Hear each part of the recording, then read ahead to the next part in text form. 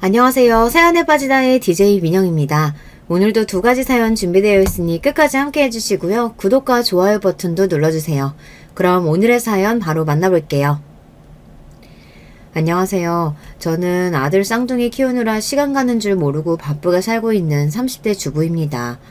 두 녀석 다 워낙 활달해서 저희 친정엄마의 시어머니까지 번갈아가며 육아를 도와주고 계시는데도 요즘은 딴 생각할 틈도 없이 바빠요.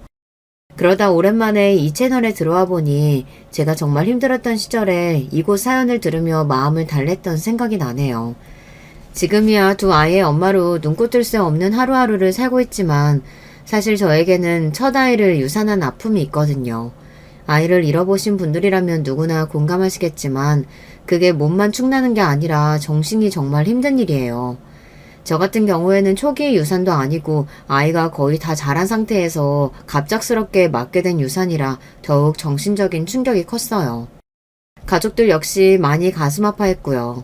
무엇보다 충격적이었던 건 제 유산의 원인이 결혼을 통해 가족이 된 사람들의 탓이었다는 겁니다. 저와 남편은 대학교 동기로 20살 때 처음 만나서 거의 10년을 연애하다 결혼했어요. 삼형제 중 막내인 남편이 형들보다 더 늦게 결혼하긴 했지만 저와 연애를 시작한 지 얼마 안 되어서 서로 양가 부모님을 소개받았습니다. 이제 가 성인이 된 20살 풋내기들이었기 때문에 그때까지만 하더라도 양쪽 부모님들 모두 결혼이라는 먼 미래를 생각하기보단 제 아이들과 잘 지내주기를 바라는 마음으로 맛있는 것도 사주시고 서로 편하게 대해주셨어요. 남편은 삼형제 중 막내 아들이에요. 결혼을 한 건 삼형제 중 막내인 남편이 가장 마지막이었지만 저희 시부모님과 가장 먼저 만나고 가장 길게 인연을 지속한 것은 3명의 며느리 중 막내인 저였습니다. 그런 만큼 저와 시부모님 사이도 제법 돈독한 편이었고요. 시댁에서 가장 먼저 결혼을 한 건 둘째 형님이었어요. 제가 듣기로는 같은 직장의 사내 커플인 걸로 알고 있었습니다. 연애를 시작한 지 얼마 되지 않아 동서가 임신을 하는 바람에 부랴부랴 결혼을 하게 되었죠. 갑작스러운 둘째 아들의 속도 위반 소식에 시댁이 발칵 뒤집혔으나 미성년자도 아니고 성인 간에 생긴 일을 빠르게 수습하고 결혼해 사태가 일단락 되었습니다. 사실 요즘 다 큰 성인의 속도 위반 정도야 잠깐 입방에 오르내리고는 금세 잊히는 흔한 이벤트 아니겠어요. 첫인상이 어찌되었건 집안에 첫 손자를 안겨주기도 했으니 수더분한 시부모님 성격에 속도 위반한 며느리를 트집 잡으실 분들도 아니고 무던히 잘 지내시는 걸로 알고 있어요. 그 다음은 첫째 형님 차례였죠. 첫째 형님은 저희 남편하고 나이 차이가 띠동갑이세요. 둘째 형님하고는 7살 차이가 나고요. 가뜩이나 결혼이 늦은 상태였는데 저보다 7살이나 어린 동생이 덜컥 결혼하더니 그해 바로 아이까지 낳으며 첫째 형님에 대한 결혼 압박이 심했던 걸로 알고 있습니다. 결국 첫째 형님은 시어머님 손에 이끌려 가입하게 된 결혼정보회사에서 만나게 된 분과 결혼에 골인하셨어요. 나중에 시어머니께 듣기로는 결혼정보회사에 가입한 이후로도 거의 10분 가까이 여성분을 만나보신 끝에 쉽지 않게 결혼하셨다고 하더라고요. 그러고 보니 삼형제 중 안정적인 연애 끝에 결혼을 하게 된 건 저희 부부뿐이었네요. 다른 손이의 두 동서들은 결혼을 위해 가족을 소개시키는 자리에서 시댁 식구들을 처음 만났다면 저 같은 경우에는 결혼 전에 이미 시댁 식구들과 모두 안면이 있었어요.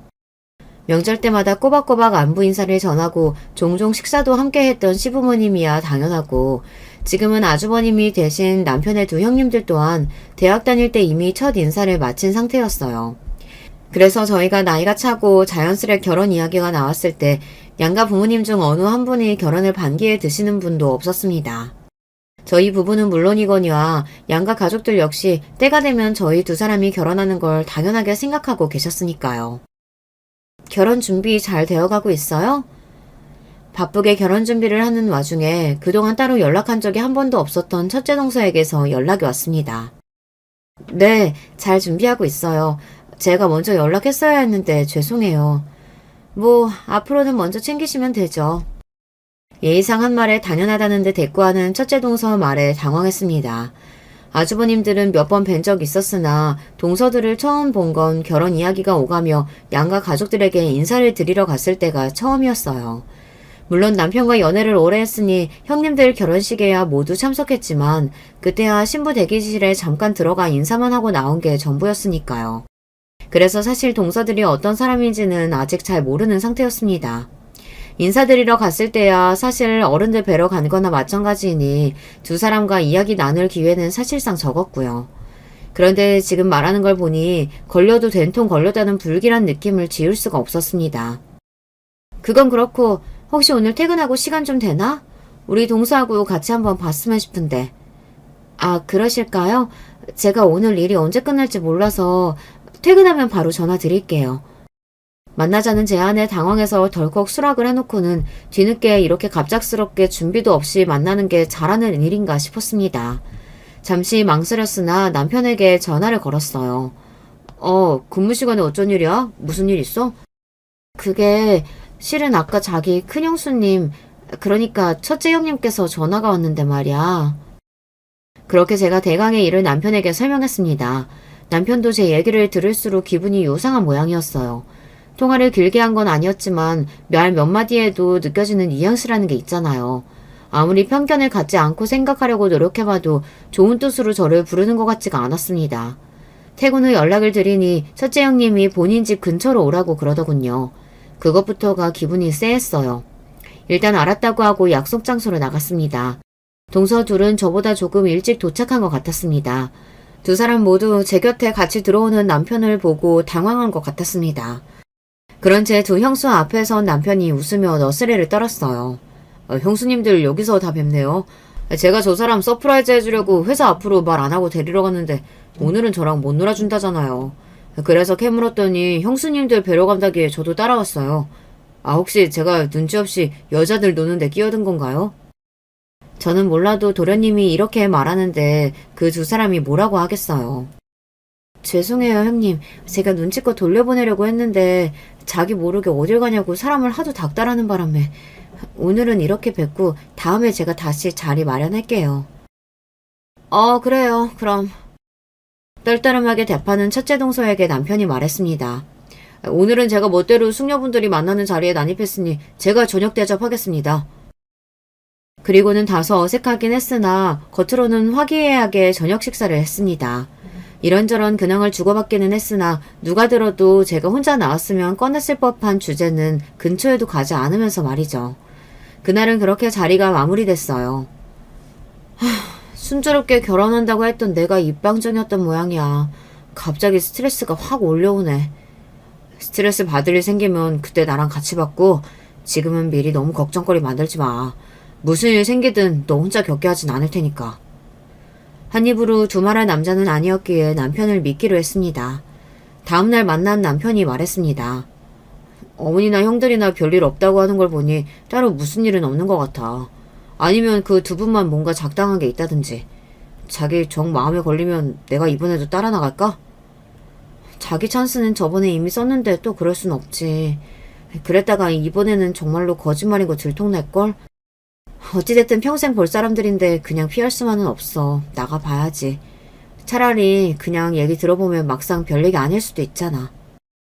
아무 대꾸 없는 남편 표정이 절대 그럴 리가 없다고 답하고 있었으나 그럼 어떡해요. 이제 와서 겨우 이런 일 때문에 결혼을 물을 수도 없고 부딪혀야 하는 일은 부딪히는 수밖에요. 그렇게 다시 약속을 잡아 동서들을 만났습니다. 애써 웃는 낯으로 앉아있는데 그쪽에서는 딱히 표정 관리를 할 생각도 없어 보이더라고요. 오늘이야말로 진짜 하려던 소리를 듣는다고 생각하니 매도 먼저 맞는 게 낫다고 차라리 얼른 얘기하고 끝내고 싶은 마음뿐이었어요. 혹시 저번에 따로 하실 말씀 있으셨는데 형우 씨 때문에 말씀 못 하신 거 아닌가 해서요. 하실 말씀 있으시면 해주시겠어요? 제 말에 첫째 동서가 은근슬쩍 둘째 동서에게 눈치를 주더라고요. 대충 둘의 서열이 짐작이 가는 부분이었어요. 동서 말대로 저번에는 우리도 좀 당황스럽더라. 아무리 도련님이 막무가내로 나온다고 해도 적당히 알아서 둘러댈 수도 있었을 텐데. 시작부터 타박 주는 말에 굳이 대꾸하고 싶지 않아 계속 웃는 낯을 하고 있자 둘째 동서가 못마땅한 낯으로 마지못해 입을 뗐습니다. 우리가 얘기 듣기로는 아직 예단 얘기가 제대로 안 나온 걸로 알고 있어서 보통 이런 건 신부 측에서 먼저 얘기를 꺼내는 게 관례인데 결혼식 다 가까워오도록 아무 소리가 없으니 우리 집안에서 먼저 말 꺼내기 민망하지 않겠어? 예단 얘기라면 결혼 얘기가 나오기 시작할 때부터 이미 정리가 끝난 상황이었습니다. 저희 친정에서나 시댁에서나 가급적이면 결혼식 외에는 일체 부대 비용이 들만한 것들은 웬만하면 다 생략하자고 합의가 된 상태였거든요. 결혼하겠다고 의사를 양가에 밝힐 때부터 저희가 가능하면 양가 부모님께 손 벌리지 않고 저희 힘으로 결혼을 준비해보겠다고 하자 그러면 집에서 크게 도와주시지 않는 대신 먼저 해주신 말씀이었어요. 저 혹시 아버님 어머님께 말씀을 듣지 못하셨나 해서 드리는 말씀인데 저희 처음 결혼한다고 말씀드렸을 때부터 양가 부모님 모두 예단이나 다른 결혼 선물은 따로 하지 않는 걸로 하시겠다고 말이 되어 있거든요. 거의 둘째 동서를 조종하다시피 팔짱을 끼고 뒤로 빠져있던 첫째 동서가 화르륵 흥분하더니 제 말을 끊었습니다. 동서, 그래도 그건 도리가 아니지. 우리가 듣기로는 동서 친정집이 그렇게 처지는 집안도 아니라면서. 없이 살아서 도저히 형편이 안 되는 것 같으면 몰라도 하려고 들면 충분히 할 수 있는데 안 한다는 건 우리 집안에도 할 짓 아니지 않아? 마치 자기가 시댁을 대표하는 사람이라도 된 듯한 말투였습니다. 아니 시댁을 대표하는 시부모님과 이미 얘기가 다 됐는데 왜 저 둘이 저렇게 나서서 분란을 만드는 건지 이해가 가질 않았어요. 혹시 이런 것도 동서 시집살이인가 싶었습니다. 그 얘기는 저희 쪽에서 먼저 꺼낸 게 아니라 어른들께서 하신 말씀이에요. 어른들이 그렇게까지 말씀했는데 저희 맘대로 하기도 입장이 좀 곤란해서요. 형님들께서 너그럽게 헤아려 주세요. 말씀이야 그렇게 하셔도 정작 진짜를 준비하면 자식들이 해주는 건데 물으라고 하시기야 하겠어? 우리가 꼭 뭘 바라고 하는 소리가 아니라 이런 건 원래 아랫사람이 눈치껏 하는 거야. 동서 이제 우리 집에 시집 오면 평생 얼굴 봐야 할 사람들인데 시작부터 이러면 우리도 좀 솔직히 갑갑하지. 이건 저들 원하는 대로 하지 않으면 앞으로 시집생활이 쉽지 않을 거라는 반협박이나 마찬가지인 말 아닙니까? 갑갑한 건 도리어 저였습니다. 도대체 뭘 원하길래 시부모님하고는 합의도 안 해놓고 저를 따로 불러서 이런 소리까지 하는가. 이쯤 되니 한번 드러나 보자 싶더군요. 그러시면 형님들께서는 따로 생각해 두신 게 있으신 건가요? 비로소 제 입에서 저들이 원하는 말이 나온 모양인지 부끄러운 줄도 모르고 동서들이 반색을 하더군요. 시커먼 속이 훤히 들여다보이는 행동에 그만 기가 찼습니다. 이건 그냥 참고삼아 하는 말인데 보통은 예단으로는 면품백들 많이 하지? 대놓고 돈봉투 주고받는 건 너무 천박스러운 일이고 그렇다고 명색이 예단인데 살림살이로 대신하는 것도 좀 우스스럽고 많이들 그렇게 한다는 거야 내 말은. 돈봉투 주고받는 게 천박한 줄 아시는 양반이 아직 시집도 안 온 손아래 예비동서한테 예단으로 명품백을 요구하는 건 천박한 줄 모르는 모양입니다. 사실 그깟 명품백 하려고 치면 못할 것도 없었죠. 동서는 말 맞다나 저희 친정이 유복한 것도 사실입니다. 하지만 저희가 먼저 해드리고 싶은 마음이 우러나서 하는 거면 몰라도 꼭 무슨 빚받으러 온 사람 마냥 경우 없게 명품백 내놔라 하는 건 정말 아니다 싶었습니다. 형님들께서 무슨 말씀 하시는 건지는 알겠어요. 하지만 저도 이 자리에서 생각지도 못하게 갑작스럽게 듣게 된 말이고 결혼은 둘이 같이 하는 건데 저 혼자 결정한 문제는 아닌 것 같아요. 형우 씨하고 같이 의논해서 결정하도록 하겠습니다. 제 남편 이름이 나오자 두 사람 얼굴이 다시 시뻘겋게 달아올랐습니다. 동서 진짜 말귀 못 알아듣는 사람이네. 저번에 도련님 달고 올 때부터 조짐이 보이더니만 이렇게 여자들끼리 말 나올 때마다 신랑 들먹일 거야? 누군 신랑 없어? 형님, 솔직히 저는 형님이 왜 이렇게까지 날카롭게 반응하시는지 모르겠어요. 저 나름대로 한 식구 될 사이끼리 잘 지내보고 싶어서 마음에 걸리는 것들이 있더라도 언행도 특별히 조심했던 것 같은데 그렇게 말씀하시면 저도 좀 서운하네요. 제가 막내 며느리로 들어가는 거긴 하지만 그렇다고 정말로 형님 아랫사람인 건 아니잖아요. 어머, 얘 말하는 것 좀 봐. 형님 말씀하시는데 벌써부터 토나면 되겠어? 우리가 뭐 그렇게 서운한 얘기를 했다고 지금 그렇게 예민하게 굴어. 동서, 지금까지는 그렇게 살았을지 몰라도 시집와서까지 그러면 안 돼. 손윗 사람한테 그러는 거 아니야. 저들이 제 손윗 사람이지 저한테 명령해도 되는 사람이라는 뜻은 아니지 않습니까? 애초에 제 의견 같은 건 들을 생각도 없는 사람들한테 차분하게 이야기를 해봤자 결론이 달라질 것 같지 않았습니다. 그리고 제가 지금 굽히고 들어가면 결혼 생활 내내 저를 호구 취급할 게 뻔했습니다. 굽히는 것도 굽혔을 때 그걸 너그럽게 받아주고 아랫사람한테 베풀 줄 아는 제대로 된 윗사람한테나 해당되는 이야기죠. 어차피 저 둘이랑 앞으로 잘 지내는 건 텄구나 싶어 그냥 제 할 말을 했습니다. 형님, 아랫사람이라고 윗사람 하는 말에 아무런 의견도 감정도 없이 무조건 따라야 하는 사람은 아니라고 생각해요. 그렇게 따지면 지금 형님들도 아버님, 어머님 의견 무시하시고 저 따로 불러내서 말씀하시는 거잖아요. 저희 예단 문제에 불만 있으시면 먼저 가족들끼리 말씀하셔서 저희와 같이 얘기해보자고 말씀을 해주셨더라면 더 좋았을 텐데요. 솔직히 지금 하시는 말씀은 제 입장에서는 너무 일방적인 요구로 느껴지는 게 사실이네요. 형님들 가슴에 손을 얹고 생각해보세요. 지금 저한테 하신 말씀들 다른 가족들 들어도 부끄럽지 않으실 자신 있으세요? 답은 형님들도 잘 아시리라 믿습니다. 그럼 저 먼저 일어나 보겠습니다. 다음에 뵐 때는 웃으면서 뵐 수 있었으면 좋겠어요. 기막혀 하는 두 동서들을 남겨둔 채 먼저 자리를 떴습니다. 이대로는 도저히 안 되겠다 싶어 제 생각을 내지르긴 했으나 시작부터 갈등을 떠안게 된 제 입장에서는 이런 상황 자체가 너무 부담스러웠습니다. 너그러운 분들 시부모님으로 모시게 되어 난 참 복이 많은 사람이라고 생각했는데 이런 장애물이 있을 거라고는 생각도 못 해봤어요.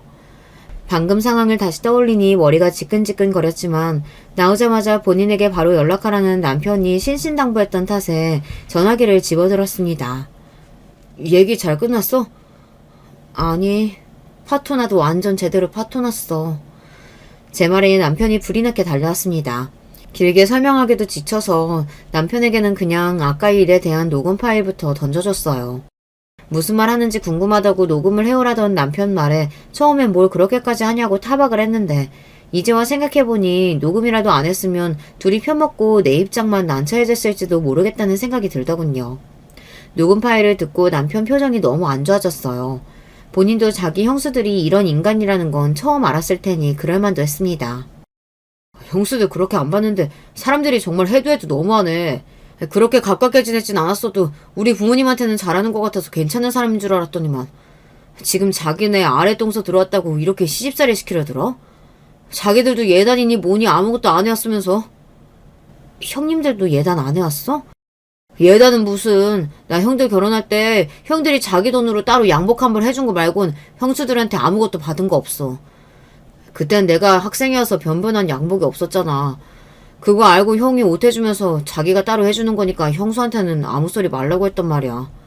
우리 부모님도 그런 거 바라실 분들도 아니고. 아니 본인들도 안 한 걸 왜 자기한테만 해오라고 난리야? 그리고 집에 돈 좀 있으면 뭐 그렇게 뜯어내도 당연한 거야? 명품백이 누구네 집 개 이름도 아니고. 그것도 한두 푼 하는 것도 아니라며. 내가 도움받는 건 바라지도 않지만 해주는 것도 없는 사람들이 이렇게 뻔뻔하게 저 바라는 거 요구하는 건 아니지. 남편은 당장이라도 제 형들 집으로 쳐들어갈 기세였습니다. 안 그래도 동서간 사이도 어그러진 마당에 형제의 난까지 터지면 감당이 안 될 것 같았어요. 그만! 나 오늘은 형님들까지만 해도 한계치 넘어섰어. 오늘은 더는 분란 만들지 말자, 응? 알았어. 그래서 자기는 어떻게 하고 싶어? 어떡하긴 뭘 어떡해. 벌써부터 내 친정집 뜯어먹을 생각 만만인데 해달라는 대로 다 해줬다가는 앞으로 두고두고 뜯어먹기게 생겼어. 좀 껄끄럽긴 해도 그냥 넘어가는 게 맞는 것 같아. 서로 얼굴 붉힐 만큼 다 붉힌 마당에 이제 와서 명품백 그거 사줘봤자 나 예뻐라 할 리도 없고. 나도 그게 맞는다고 생각해. 그러다가 괜히 안 보이는 데서 자기 괴롭힐까봐 그게 걱정돼서 그러지. 그러지 말고 내 비상금으로 그냥 해줘버릴까? 자기 비상금으로 하나 우리 친정집에서 뜯어내나 하나 뭐가 다를 게 있어. 어차피 해주면 우리 집 주머니에서 나온 줄 알 텐데. 하지마 그냥. 말은 그렇게 하면서도 솔직히 저도 후환이 두렵긴 하더라고요. 그래서 밑밥 삼아 보험을 하나 들어두기로 했습니다. 시부모님과 식사 자리에서 결혼 준비는 잘하고 있냐는 말이 나오자 남편이 기다렸다는 듯이 말했습니다. 내가 형수들 그렇게 안 봤는데 이번에 정말 사람이 다시 보이더라고요. 하지 말라니까. 제가 말리는 신용을 했습니다. 그걸 보고 시부모님이 무슨 일인가 싶어 놀라 물으셨습니다. 왜? 무슨 일 있었니? 아니 글쎄 이 사람만 따로 불러내서는 대놓고 자기들 명품백 해달라고 하더라니까요.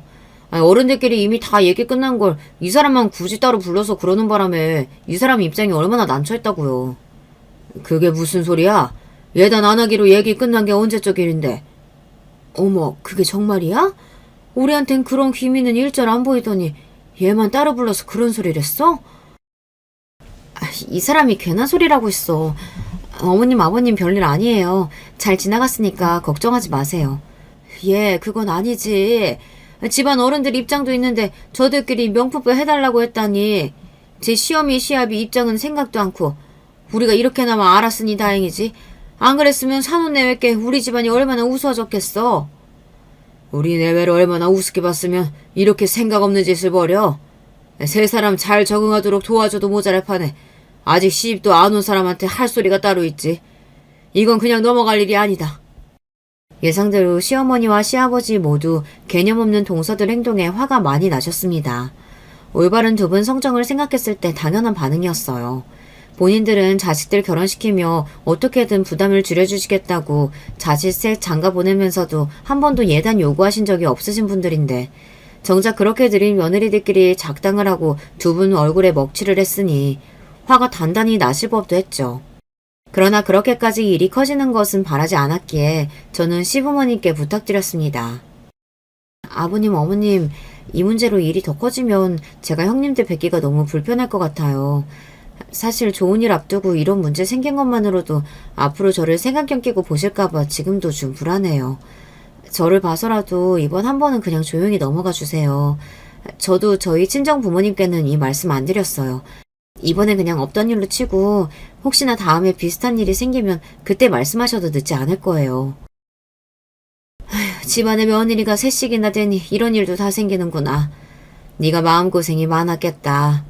우리한테는 그런 김이 조금도 내비치질 않아서 이런 일을 벌일 거라고는 생각도 못했네.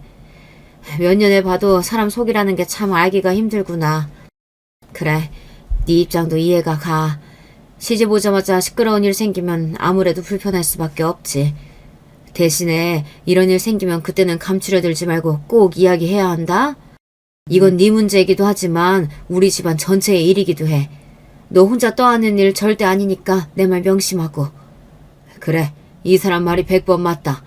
자식들이 잘못하면 바로 잡아주는 게 부모 역할인 거야. 지금이라도 당장 혼내주고 싶다만 네가 난처하게 둘 수는 없으니 이번만큼은 네 말대로 하마. 네, 감사해요. 저도 앞으로 행동에 더 신경 쓸게요. 이건 네가 조심할 일이 아니라도 그러네. 얘 형우야, 너도 유나한테 더 신경 쓰고 이럴 때 남편이 확실하게 아내 편이 되어줘야 하는 거야. 그럼요. 당연히 신경 써야죠. 이렇게 저희가 원하던 방향대로 이야기가 정리되었습니다. 좀 약은 것처럼 느껴지는 부분이 없지 않아 있었지만 그쪽은 쪽수가 둘이고 저는 하나인데 이 정도 밑밥은 깔아둬야 나중에라도 그 둘에게 구박을 당해 제 편을 들어줄 사람이 한 사람이라도 더 생기지 않겠어요. 그렇게 두 동서들과는 여전히 껄끄러운 채로 저희 두 사람의 결혼식이 무사히 끝났습니다. 이제 정말 빼도 박도 못하고 그 두 사람과도 결혼으로 묶인 가족이 되었습니다. 시작이 무척 삐걱거리기는 했습니다만 좋든 싫든 평생 얼굴 보고 살아야 하는 마당에 이왕이면 잘 지내보고 싶은 마음이 아직까지는 남아있었어요. 그래서 예물 안 해준 대신이라고 생각하고 신혼여행 선물은 특별히 더 신경 써서 준비했습니다. 명품백만큼은 아니지만 신혼여행지의 특산품과 명품 스카프까지 나름대로 그 두 사람 선물 때문에 지출이 컸어요. 처음부터 욕심을 숨기지 않은 사람들이었기에 그걸로 태도가 돌변할 거라는 기대는 하지 않았지만 본전치기라도 됐으면 싶었죠. 그냥 올해도 뭘 이렇게 많이 준비했어. 우리 선물 사느라 너희는 양껏 쓰지도 못했겠다. 정성껏 준비한 선물에 기뻐하시면서도 금세 저희를 걱정하시는 시어머니셨습니다.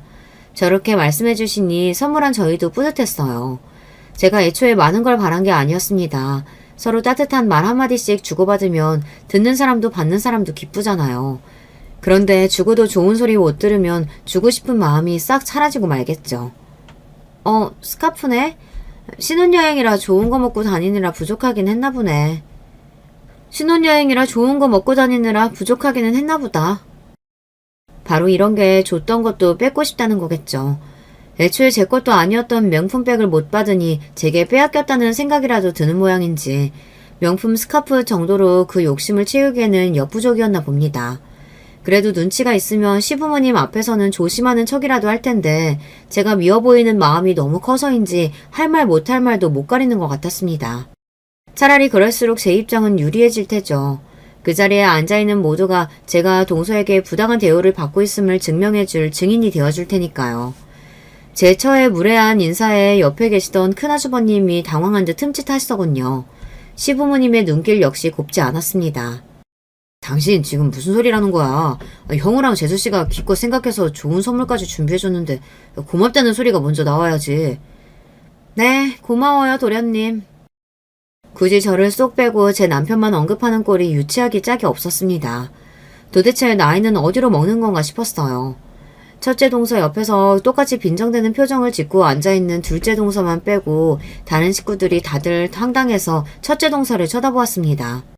지능적으로 저를 괴롭혔다면 오히려 골치가 아팠을 텐데 행동이 단세포라는 점이 그나마 제게는 다행스러운 일이었습니다.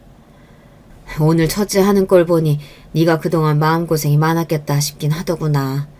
둘째하고는 어떻게 착짝꿍이 잘 맞아서 저러는 건 나도 처음 봤는데 제 시애비가 옆에 뻔히 앉아있는데도 저런 걸 보면 제가 아주 심보가 보통이 아니겠어. 너 저번에 내가 한 말 있지 않았지? 무슨 일 생기면 바로 나한테 말해야 한다는 거. 그럼요 어머니. 꼭 말씀드릴 테니까 너무 걱정하지 마세요. 설마 저번 같은 일이 또 있기야 하겠어요. 그렇게 단순하게 생각할 일 아니래도 나도 쟤들 따로 불러서 단속 단산히 해야 둬야겠다. 어린이 계신데 천지분간 못하게 저대로 둘 순 없지. 너도 그냥 모른 척 하고 있어.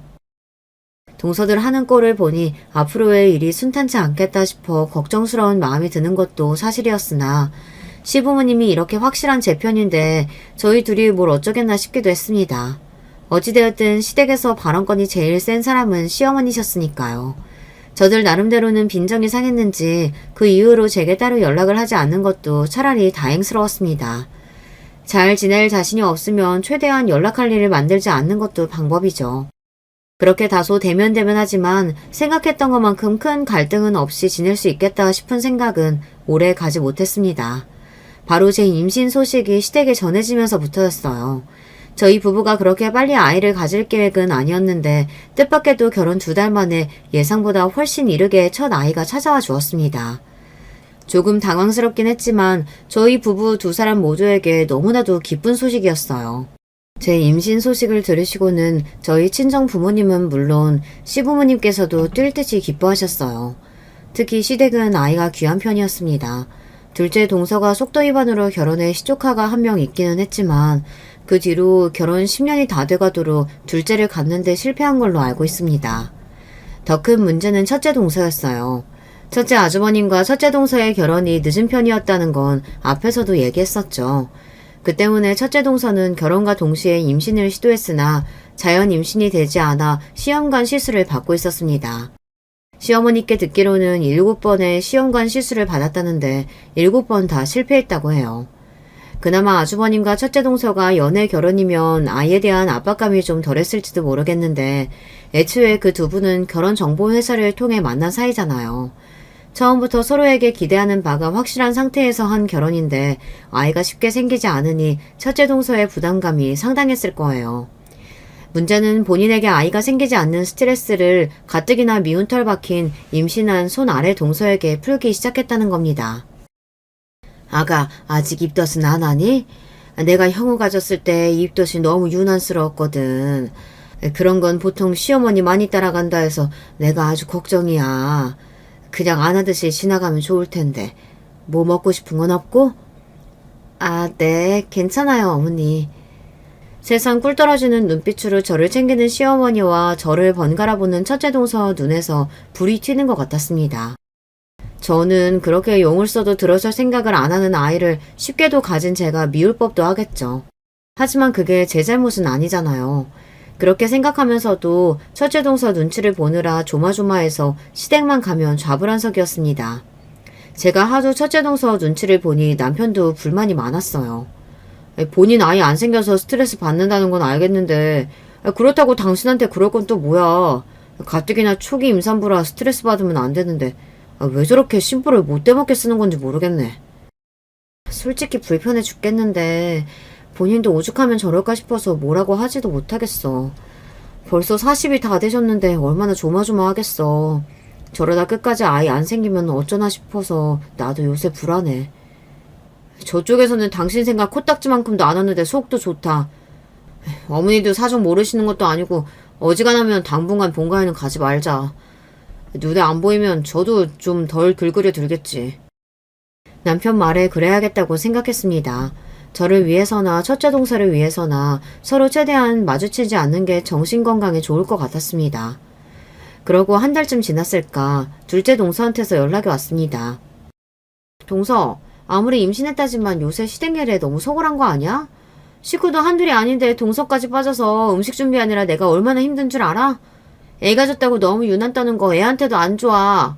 나라고 애 안 낳았어? 누가 들으면 애를 한 대여섯은 낳은 사람인 줄 알겠습니다. 그리고 음식하느라 무슨 힘이 들었겠습니까? 저희 시어머니는 애초에 음식한다고 며느리 부려먹을 수 있는 분이 아니셨어요. 간단하게 과일 깎는 전도나 서로 돌아가며 했지 저희 도착하기도 전에 어지간한 음식은 미리 준비하고 기다리시는 분이셨습니다. 이제 하다하다 별 꼬투리를 다 잡는다 싶었죠.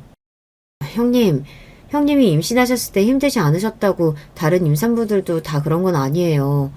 그날 안 간 건 어머님이 먼저 무리하지 말라고 하셔서 빠졌던 거고요. 어머님 성정이야 원래 그러신 분인 거 몰라서 그래? 그래도 시댁 행사에는 빠지지 말고 꼬박꼬박 와야지. 서로 봐서 반가울 얼굴도 아닌데 뭘 그렇게 못 불러내서 안달인가 싶다가 아하 싶었습니다.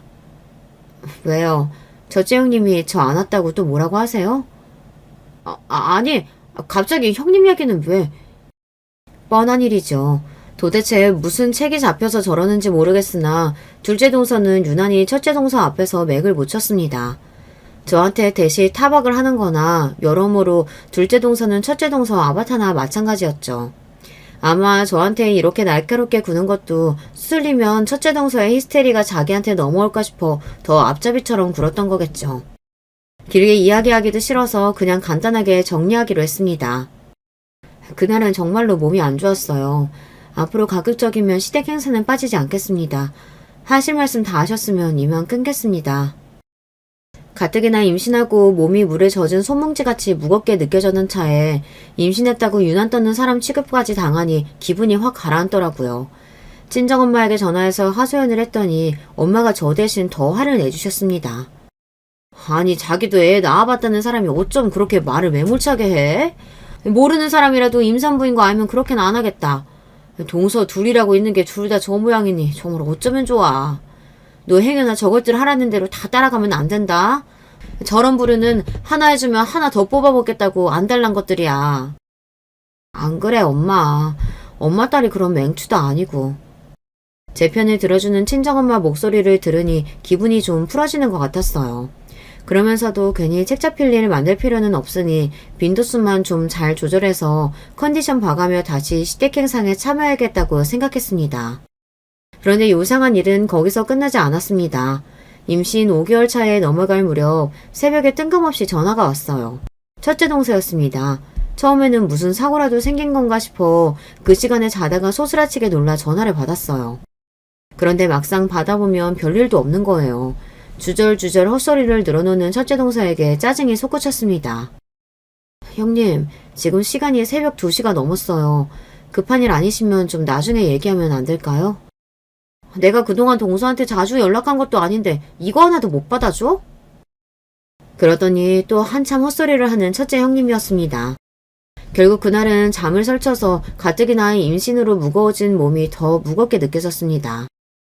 그러고도 이틀 걸러 하루마다 첫째 동서의 새벽 연락이 이어졌어요. 어쩔 때는 전화를 받으려고 치면 전화가 툭 끊어졌습니다. 그런 일을 몇 번 당하고 나니 저도 저지만 남편의 화가 폭발해버렸어요. 이거 진짜 정신 나간 여자 아니야. 멀쩡한 사람한테 이래도 사람 환장할 판에 잘 쉬어야 할 임산부한테 이게 뭐하는 짓거리야. 일부러 잘못되라고 고사라도 지내는 거야 뭐야. 당장이라도 첫째 동서 집을 때려 부수러 갈 기세인 남편을 간신히 뜯어말렸습니다. 남편을 말리긴 했으나 솔직히 저도 좀 소름이 끼쳤어요. 이건 꼭 우리 애 잘못되길 바라고 하는 짓 같잖아요. 적나라하게 느껴지는 첫째 동서의 악의에 그날 저녁부터는 잘 때 아예 핸드폰을 꺼버렸습니다. 그 외에도 자잘한 사건들이 많았어요. 후에 벌어질 일을 생각하면 빙산의 일각에 불과했죠. 참으로 다산다난한 첫 아이 임신 기간이었습니다. 그 와중에도 시간은 흘러 정말 이제 출산이 목전에 다가왔습니다. 그날의 기억이 아직도 생생해요. 제 인생 최악의 날이었으니까요. 그날은 시주부모님의 제사가 있는 날이었습니다. 시어머니께서는 당연히 만삭인 저보고 오지 말라고 신신당부를 하셨어요. 또 동서들이 난리를 치겠구나 생각하면서도 이제 정말 출산일이 임박했으니 그 둘 신경 쓸 때가 아니었죠. 그렇게 집에 있는데 갑자기 둘째 동서한테 전화가 왔습니다. 동서아 뭐해? 지금 형님이 동서 언제 오냐고 자꾸 난리도 아니셔. 형님 저 만삭이에요. 예정일 얼마 남지도 않았는데 정말 왜 이러세요? 어머님께서 오지 말라고 하시는데 또 왜요? 어머님 친구분 사고 나셨다 그래서 급하게 나가셨어. 가뜩이나 손도 부족한데 동서라도 와서 도와야지.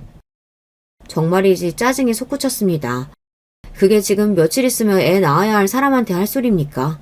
그때 그 난리를 치든 말든 전화를 끊어버렸어야 했는데 둘째 동서 말에 정신이 번쩍 들었습니다. 동서 안 오면 형님이 당장이라도 동선에 쳐들어갈 기세야. 동서도 그건 싫을 거 아니야. 와서 하는 신용이나 좀 하다가 가. 최근 첫째 동서의 행동이 상식적인 편은 아니었죠. 정말 저희 집으로 달려오고도 남을 사람이었기에 무거운 몸을 억지로 일으켜 결국 시댁으로 향했습니다.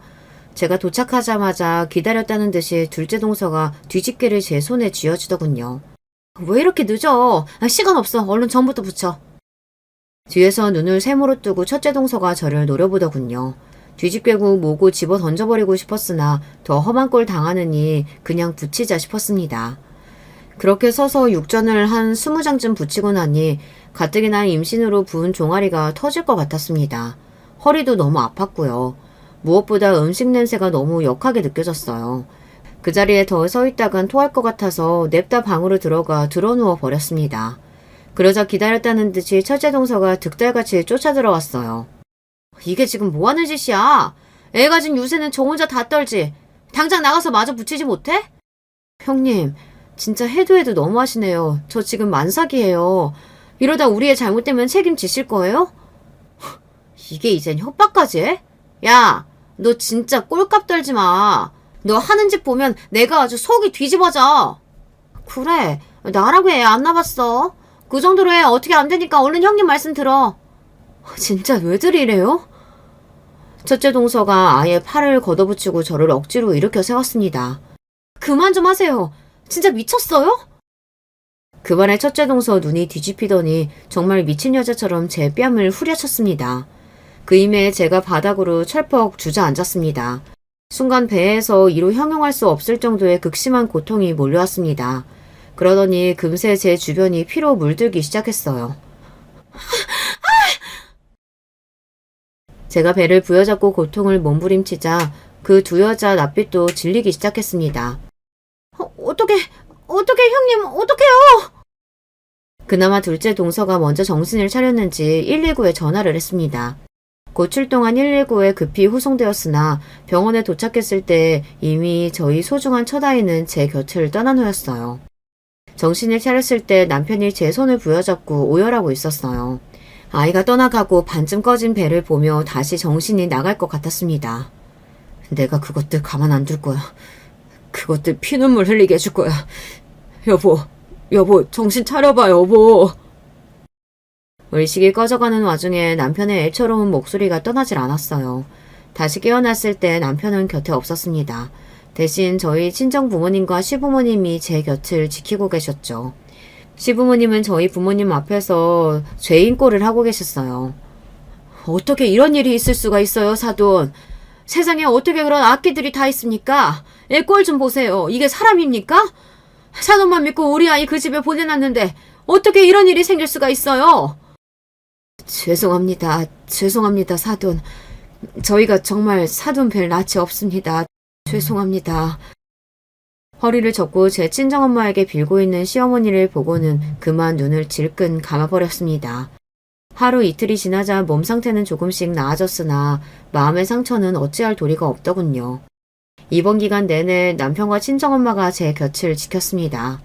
저 사람이 회사는 어쩌고 저러나 싶었으나 물어볼 기운도 없었어요. 그렇게 입원한 지 사흘쯤 지났을까 뻔뻔한 인간들이 감히 제 병실을 찾아왔습니다. 도련님, 동서, 제가 잘못했어요. 한 번만 용서해주세요. 저 이러다 진짜 이혼당해요. 제발 고소 취하해주세요. 이 뻔뻔한 인간들이 감히 여기가 어디라고 찾아와? 형 둘 다 이혼남 만들 생각이에요? 아이 잃고 정신없는 건 알지만 그걸 제 탓만 할 건 아니죠. 첫째 동서는 끝까지 저 잘못했다는 소리는 안 하더군요. 그 꼴을 보고 저희 친정엄마가 그 두 여자 머리채를 휘어잡아버렸습니다. 이 악기 같은 년들! 내 손자 잡아먹은 딱똑한 년들! 니 년들은 살인자야! 왜 이래요? 이거 놔! 저것들 당장 내 눈앞에서 치워! 미친년처럼 소리 지르는 제 기세에 남편이 그 둘을 집어던진 듯 병실 밖으로 쫓아냈어요. 제 상태가 조금 진정되자 남편이 그간의 일을 설명하기 시작했습니다. 당신이 녹음한 파일 듣고 우리 아이가 어떻게 떠난지 알았어.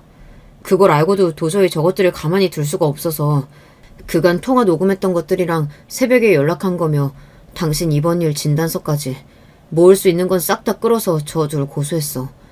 형들한테도 그간 저것들이 한 짓들 녹음 파일 다 보냈고 형들이 당신한테 사과하고 싶다고 하긴 했는데 아직 당신 힘들 것 같아서 나중에 하자고 했어. 첫째 동서 기행이 나날이 심해지다 보니 그날 시댁에 들어가면서부터 휴대폰 녹음 기능을 켜두었던 걸 남편이 들은 모양이었어요. 뿐만 아니라 일하느라 기본적으로 제 휴대폰에 통화 녹음 설정이 되어 있어 그간의 동서들 만행 역시 고스란히 남아있었어요. 고소할 근거는 충분했습니다. 하지만 그것보다 남편이 우리 아이 떠날 때의 상황을 그대로 들었을 일을 생각하니 가슴이 아팠습니다. 제 앞에서 고개도 못 들고 눈물을 떨구는 남편을 보니 아이를 잃은 건 저 혼자만이 아니었는데 저 사람이 어떻게 버텼을까 싶어 그제야 정신이 번쩍 들었습니다. 그렇게 남편과 얼싸안고 한참을 울었습니다. 남편과 슬픔을 함께 나누고 나서야 비로소 우리 아이가 떠났음을 인정하고 받아들일 수 있었어요. 제가 기운을 차린 것과는 별개로 그 둘을 가만히 둘 수는 없는 노릇이죠. 그 둘은 감히 남편과 저의 첫 아이를 죽인 철천지 원수였습니다. 저는 시댁 식구들이 다 모인 자리에서 선언했습니다. 저 두 인간들과 절대로 가족으로 지낼 수 없습니다. 고소 진행하는 건 물론이고 저 인간들 이 집에서 쫓아내지 않으시면 어머님 아버님 뵙기도 힘들 것 같아요. 아주버님들 역시 마찬가지예요. 저 사람들을 가족으로 계속 보고 살 순 없어요. 제 말에 시댁 공기가 무거워졌습니다. 그러나 아무도 제 뜻을 거스를 수는 없었어요. 이윽고 시아버지께서 입을 여셨습니다. 우리도 우리 손자 잃게 만든 그들 더는 자식으로 품고 살 수 없다. 그들과는 인연 끊을 작정이다. 우리가 정말 널 볼 낯이 없다. 미안하다 아가. 나도 마찬가지다. 끔찍해서 그것들 얼굴 어떻게 보고 살겠니? 너 하자는 대로 다 할 테니까 너는 제발 네 몸만 생각해, 응? 언제나처럼 제 편을 들어주시는 시부모님 말씀에 차오르는 눈물을 꾹 참았습니다. 하지만 첫째 아주버님의 말씀은 저희 부부에게도 뜻밖이었어요. 저 도저히 그 사람이랑 같이 못 살겠어요. 재수씨 일도 정말 면목도 없지만 저도 더는 그 사람을 견딜 수가 없어요. 이혼하겠습니다. 그 자리에 모두가 깜짝 놀랐으나 첫째 아주버님의 심정을 이해하지 못하는 사람은 없었습니다. 심지어 시부모님도 이혼하겠다는 첫째 아주버님을 말리지 않았습니다. 제 형 말을 듣고 머뭇거리던 둘째 아주버님이 말씀하셨어요. 사실 저도 지금 별거 중이에요. 이런 일까지 있었는데 솔직히 그 사람 보는 거 겁나네요. 저도 근데 애가 없으면 모를까. 애까지 있는데 섣불리 이혼하겠다고 말씀까지는 못 드리겠어요. 하지만 절대로 그 사람 재수씨 앞에 나타나는 일 없게 하겠습니다. 이 집에도 발도 못 들이게 할 거예요. 그것만큼은 정말로 약속드릴게요. 본의 아니게 형님 두 분 모두 결혼 생활이 파탄난 꼴이 되었습니다. 그게 100% 저 때문만은 아니었겠으나 마음이 무거운 건 어쩔 수 없었습니다. 너 행여나 쓸데없는 생각은 마라. 저 애들 그렇게 된 게 어떻게 네 탓이겠니? 나도 내 아들들 그런 무서운 여자들이랑 같이 사는 거 보고 싶지 않아. 그것들은 그것들 저주는 업보 치르는 거니까 네가 신경 쓸 거 하나도 없어. 본인 속도 말이 아니실 텐데 혹여 제가 죄책감을 느낄까 싶어 단호하게 말씀하시는 시어머니가 큰 힘이 되었습니다. 저 역시 그 둘에게는 일말의 죄책감도 없었습니다. 제가 그것들에게 죄책감을 느낄 일이 뭐가 있겠습니까? 다만 아주버님들이 안타까운 것이죠. 폭행죄와 상해죄가 모두 적용되어 그들은 민사소송은 물론 형사처벌까지 받았습니다. 중간에 둘째 동서가 저희 집 앞에 뛰어와 제발 살려달라며 빌었으나 이내 둘째 아주버님께 질질 끌려가는 소동이 있었습니다. 본인 죄값 치르는 일인데 고소 취하야 고려도 하지 않았죠. 첫째 동서와는 공식적으로 남남이 되었습니다. 첫째 동서가 이혼 못한다며 길길이 날뛰는 바람에 첫째 아주버님은 결국 이혼 소송까지 하게 되었어요. 결과는 첫째 아주버님의 완벽한 승소였죠. 불임 폐악이 하도 많아 재산 분할도 전적으로 첫째 아주버님께 유리했습니다. 그간 아주버님도 벼르고 벼르셨던 모양이에요. 첫 아이를 잃은 지 딱 1년 만에 저희 부부에게는 쌍둥이가 찾아왔습니다. 그럴 리는 없겠지만 먼저 떠난 아이가 동생 손을 잡고 다시 찾아와 준 건 아닌가 싶어 마음이 짠해졌습니다. 얼마 전 세돌을 넘긴 아이들은 둘 다 어찌나 강골인지 온 식구들이 다 붙어도 감당이 쉽지가 않아요. 덕분에 저희 부부와 양가 부모님 모두 정신없이 살아온 탓에 첫 아이를 유산한 아픔도 아물 수 있었어요. 아이들 덕에 웃음이 떠나지 않는 가정 안에서 힘에 부치긴 하지만 그 어느 때보다 행복한 나날을 보내고 있는 저희 부부입니다. 유산의 아픔을 딛고 다시 행복을 찾게 된 제 이야기는 여기까지예요. 죽을 만큼 힘든 날도 견디다 보면 이렇게 웃을 날이 오는가 봐요. 혹시 지금 힘든 일을 겪고 계신 분들이 있다면 제 사연이 조금이나마 위로가 되었으면 합니다. 이야기 들어주셔서 감사합니다. 안녕하세요. 저는 서울에 살고 있는 30대 여자입니다. 결혼해서 전업으로 있기보다는 직장을 다니고 싶어 쭉 일을 하고 있어요. 남편도 같은 직장을 다니는지라 뜻도 잘 맞고 편히 잘 살고 있지만 시댁 때문에 최근에 무척 힘들었답니다. 보통 이렇게 말하면 대부분 유추하시는 게 시집살이가 심해서 그런 줄 아시더라고요. 그런 건 아니고 완전히 다른 입장에서 힘든 부분이 생겼어요. 그 고민의 주인공은 다름 아닌 제 시누이예요. 저보다 4살 위인 형님인데 사실 우리 둘끼리의 사이도 전혀 문제가 없고 아주 무던하거든요. 딱 한 가지, 결혼을 못하고 있다는 게 아주 큰 문제가 되었어요. 별스러운 얘기는 아니지만 그래도 나이가 40이 넘어가니 아기 갖는 게 쉽지 않잖아요. 형님은 아기를 워낙 갖고 싶어 했고 당연히 결혼도 하고 싶어 했어요. 하지만 이전에 10년 정도 연애했던 남자가 아주 몰상식하게 형님을 외면해버린 거예요. 그때 형님이 얼마나 울면서 서러워하던지 그 모습에 괜히 저까지 분노하게 되었답니다. 진수 씨가 나보고 이제 아이는 못 낳지 않겠냐면서 헤어지자고 하더라고. 자기는 자기를 닮은 아이를 갖고 싶대. 그런데 나보고 곧 폐경 아니냐며. 그럼 곤란하다는 거야. 어떻게 이럴 수가 있어. 우리가 10년을 만났어. 나는 그 사람이랑 결혼하려고 이렇게 기다렸는데 왜 나한테 이래 정말. 왜냐면 말 맞다나 저 진수라는 인간이 정말 나쁜 인간인 게요. 그놈의 본인 꿈을 쫓는답시고 돈도 없이 맨날 형님한테 용돈 타가고 자취방에서 밥 얻어먹고 우리 어머니가 선자리 봐오는 것도 시비를 걸곤 했었대요. 어느 쯤에서부턴가 저도 얼굴을 본 적이 있는데 그렇게 사위인 양 드나들고 우리 시부모님도 만만하게 보더니 나중에 보기 좋게 그냥 뻥 차버린 거예요. 저 따위 말들을 하면서 말이에요. 그러니 우리 남편도 저 인간 얘기만 나오면 이를 갈더라고요. 솔직히 누나도 바보야. 미쳤다고 저딴 남자를 믿고 10년을 그냥 날려버리냐고. 그렇게 애기 갖고 싶어 했으면서 일찌감치 정신을 차렸어야지. 내가 제일 열받는 건 진수 그 자식이 지금 곧장 딴 여자애를 만나고 있다는 거야. 뻔하지 뭐. 어린애 만나니까 얘랑은 앞길 창창해 보이고 우리 누나한테는 이제 볼장 다 본 거지. 진짜 길에서 만나면 가만 안 둘 거야. 이렇게 남편조차 으름장을 놓으면서 부들부들 거리는 걸 보면 남녀 연애가 별거 아닌 것 같지만 별거 맞는 것 같아요. 10년 넘게 당연히 결혼할 것처럼 시간을 끌어대던 남녀였는데 헤어져 버렸으니 양쪽 집에서 느끼는 타격감도 컸을 거예요. 당시의 씁쓸한 분위기를 어쩔 수 없이 체감하며 시간을 보냈는데 사람 일은 참 알 수가 없는 것 같아요. 그렇게 힘들게 헤어지고 울상을 하고 있던 형님이었는데 몇 달 안 지나서 대뜸 결혼 소식을 알려왔지 뭐예요? 형님, 누구랑 결혼하시는 거예요? 설마 그 진수? 아니, 그 인간이랑은 2번 다시 안 본다고 하셨잖아요. 제 말에 형님은 흠칫 놀라시더니 이내 웃으면서 난감한 듯 말씀을 하시더라고요. 아, 참 옳게. 그 인간은 됐어. 걔 말고 나 대학 때 잠깐 만났던 사람이 있거든. 군대 가면서 헤어지고 못 봤는데 진짜 인연은 희한한 것 같아. 얼마 전에 교수님 전시회 갔다가 만났지 뭐야. 어쩌면 만날 수밖에 없는 당연한 자리이긴 했지만 어찌어찌 둘 다 아직 혼자더라고. 감정도 나쁘지 않고 그러다 보니 이렇게 소식을 전하게 되었어. 나도 참 많이 민망하네. 올케가 이해해줘. 좋은 소식이니까. 이처럼 형님 말 맞다나 어쩌면 아주 생뚱맞게 느껴지는 새로운 남자와의 결혼 소식을 듣게 되었답니다. 알고 보니 어머니 아버님도 어렴풋이 기억하고 계시는 사람이었고 남편도 잘 알고 있더라고요. 게다가 전 자세히 몰랐지만 어릴 적에 같은 연립단지에 살았었다는 얘기도 있었고 하여간 인연이 되려면 이렇게도 되는구나 싶었어요.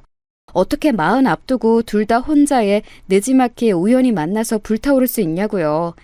그리하여 아주 빠른 속도로 둘은 결혼하게 되었답니다. 저는 늦게나마 찾아온 형님의 결혼 소식이 참 희한하게 느껴졌고 아기 소식을 기대하긴 다소 어렵겠지만 진심으로 행복하길 바랬어요.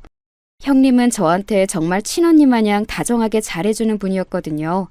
남편과 제가 다툴 때에는 제 편도 잘 들어주시고 어머니와 저희 관계가 나빠지지 않게 늘 중간 역할을 잘해주시는 분이었어요. 그러면서도 결혼 부분에선 제가 늘 선배라면서 부럽다는 말을 달고 사시는 분이었으니까요. 헌데 제가 한 가지 조금 불안한 게 있었는데 이게 사실 결혼 생활 하는 사람들은 약간의 촉 같은 게 있잖아요. 형님의 시어머니의 인상이 어지간히 찐하고 세 보이는 게 아니었거든요. 사실 아들은 엄마 얼굴 닮는다고 그 집 아들인 형님의 남편, 그러니까 저희 시댁 아주버님은 부리부리하게 잘생긴 인상이긴 했어요. 키도 훤칠하게 크고 옷도 세련되게 입고 왜 저 외모에 그 나이가 되도록 결혼을 못했나 싶을 정도로요. 그러면서 상견례 때나 결혼식 때나 정말 눈에서 꿀이 뚝뚝 떨어질 정도로 우리 형님을 사랑스럽게 보더라고요. 하지만 형님네 시어머니는 아주 고집도 세 보이고 말도 되게 딱딱하게 하시는 거예요.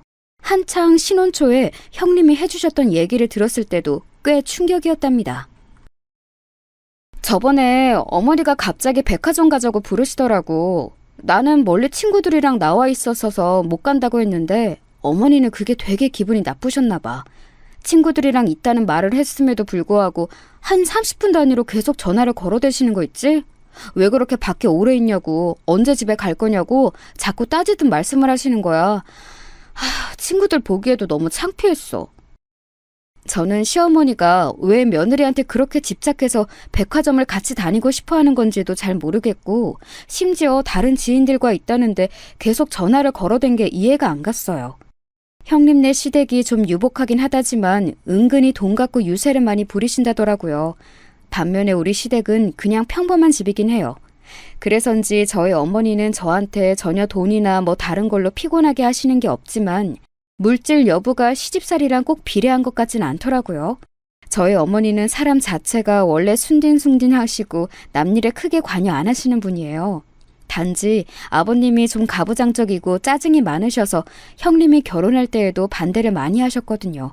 아마 저런 내용을 들으신다면 당장 결혼 때려치라고 하실 게 뻔하니 형님도 저한테만 상담을 하셨나 봐요. 초반에는 그냥 그런 일도 있겠거니 했고 저도 제 삶이 바쁘니까 잊고 있었는데요. 어느 날 형님이 갑작스레 데이트 신청을 하시는 거예요. 저도 어찌 결혼 생활 하시는지 궁금했고 시어머니와 거리는 좀 두고 사는지 알고 싶었답니다. 그런데 그쪽에 초점을 맞추고 만났던 이날의 만남은 돌아오는 내내 저를 굉장히 찝찝하게 했어요. 형님이 이날 저에게 했던 얘기는 아무리 봐도 외도가 분명했거든요. 외도라고 생각되는 그 대상은 다름 아닌 형님의 남편 시아주버님이었답니다. 나 이런 얘기 올케한테 하기 정말 너무 부끄럽고 수치스러워. 그런데 엄마 아빠한테 말할 수도 없고 친구들한테 상담하긴 내 얼굴에 침 뱉기고 올케는 왠지 좀 믿을 수 있을 것 같아서 털어놓는 거야. 내가 얼마 전에 남편 핸드폰을 봤는데 위치가 좀 이상하더라고. 너무 이상해서 사진으로 찍어놨어. 이것 좀 같이 봐줄래? 형님이 저에게 내민 핸드폰 속 화면을 들여다보니 뭔가 일부러 의심해서 확인할 수 있는 그런 사이트도 아니었어요. 평범한 포털 사이트인데 그 안에서 이동한 위치가 기록으로 남아있어 누가 봐도 눈길이 가더라고요. 이것 좀 봐봐, 올케. 나한테 이런 장소로 간다고 한 적도 없거든. 그냥 집 근처에서 친구들이랑 술 마시고 들어온다고 했던 날이라 기억이 나.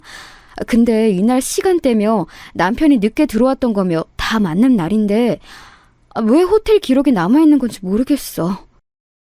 저도 이런 얘기는 친구들이나 인터넷으로 익히 보고 들었던 바라 저도 모르게 레이더를 바짝 세우고 함께 점검해봤어요. 그런데 아니나 다를까 본인 와이프인 형님에게 연락해줄 때와는 달리 전혀 다른 장소에서 술집에 가거나 호텔에 들락거리고 몇 시간씩 오래 있다 나온 기록들이 남아있더라고요. 그리고 사실 이 상황에 대한 답도 형님이 갖고 있긴 했어요. 올케, 나 정말 너무 이상해서 이날 새벽에 남편 핸드폰을 샅샅이 다 뒤져봤어. 근데 정말 기가 막힌 거야. 남편이 만나는 여자가 있었더라고. 그것도 나보다 앞서 만나던 여자, 결혼하려던 여자였나 봐. 저번에 어머님이 가족들끼리 얘기하시다가 실수로 이름을 잘못 말하신 적이 있거든. 그때 고모님들도 아차 싶은 얼굴로 당황해서 나를 보시는데 아마 그 여자 맞는 것 같아.